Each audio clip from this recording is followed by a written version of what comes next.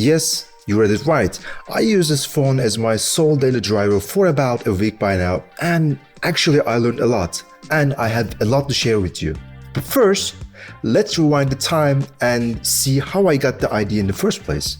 One day I was sitting on my computer and thought to myself, what is the cheapest Android phone that I can buy? Then I checked the Amazon and lo and behold, I found this phone.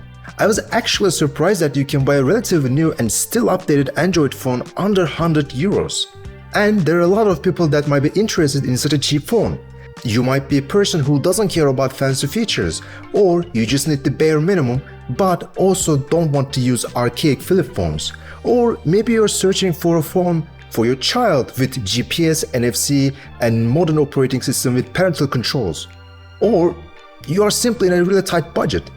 Therefore, I thought to myself that I have to give this phone a try and see whether it is actually usable or it is simply an e-waste.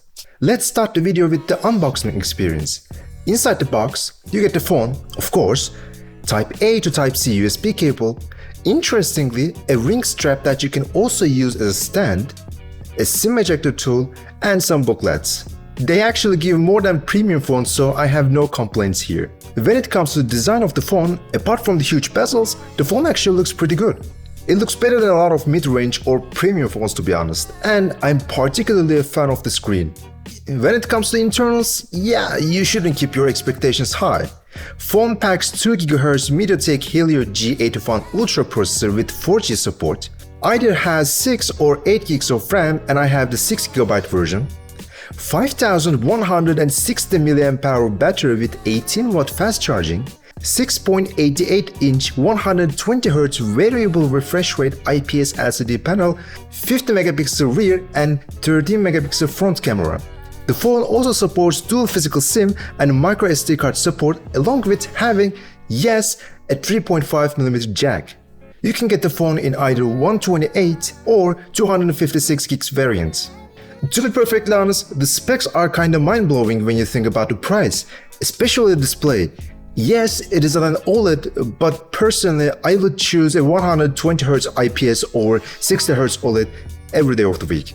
The phone also supports Bluetooth 5.4 and LDAC, which was all I needed. Since we are on the topic, let's talk a bit more about this display. It has 720p resolution and to be honest, for this processor, even this is a bit of a struggle. However, it's a nice trade-off.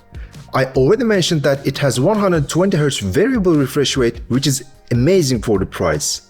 Color reproduction is not the best and viewing angles are not great, but apart from that, it's a pretty serviceable display. It also has 600 nit peak brightness. Maybe not suitable for using under direct sunlight, but again, pretty serviceable. The phone also has fingerprint scanner on the power button and face unlock with front camera.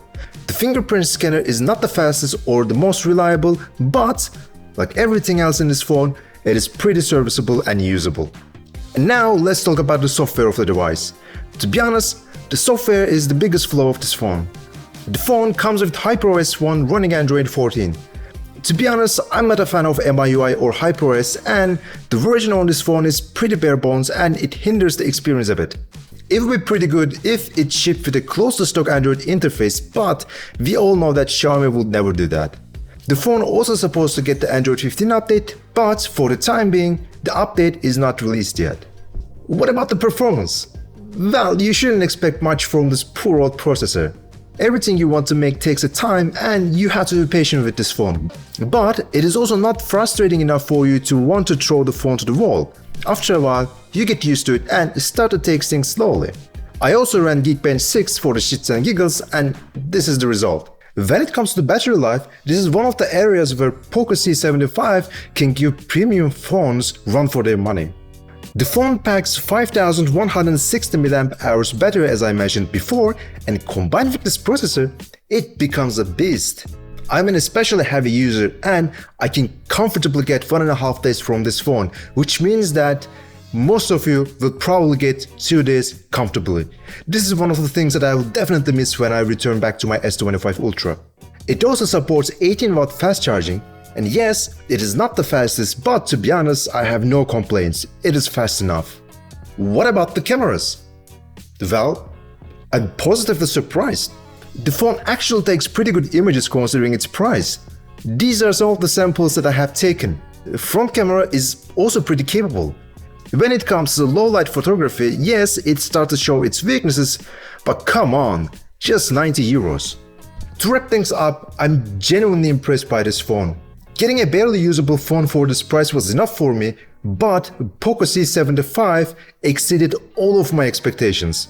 You can do basically everything that you would expect from a modern Android phone. You can browse the web, you can use social media and messaging apps, you can use banking apps and any other apps that require extra security, and you can even play some basic games. The phone genuinely feels like a much more expensive device than it is, and this is the biggest praise that I can give to this device. Yes, of course it has some minor flaws, but if you're in a really tight budget and also need a new and still software supported device, I genuinely recommend this phone. Well done, Poco. And with that, we came to the end of this video. What do you think about this phone? Does it have too many flaws for you, or maybe would you like to try it? I put a referral link in the description if you want to try it and also like to help me. And if you enjoyed this video, please don't forget to like, subscribe and share, it helps massively. And as always, take care.